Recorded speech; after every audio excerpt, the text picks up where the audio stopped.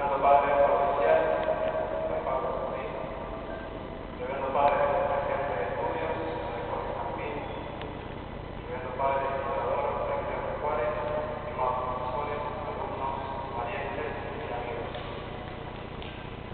Antes que nada, quisiera agradecer la oportunidad que se me ha dado de pronunciar unas sencillas palabras en este momento tan especial de nuestra vida universitaria. Un verdadero honor. Para estas palabras ofrecen algo, aunque sea un poco, de los sentimientos de todos los egresados. Y en lo personal, el gozo y agradecimiento a Dios por el centro de formación, de enriquecimiento y de educación recibida.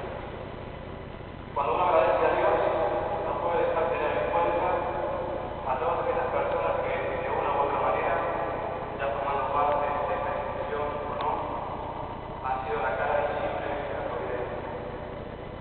En este respecto, no quiero dejar de mencionar a la orden de predicadores, y más concretamente a la provincia argentina de San Agustín, por ponernos a nuestra disposición y calcular tesoros de sabiduría y ciencia, ahí preparados para que estén sedientos de lograrlo, diciéndonos como las escrituras, abre tu boca, que te sed.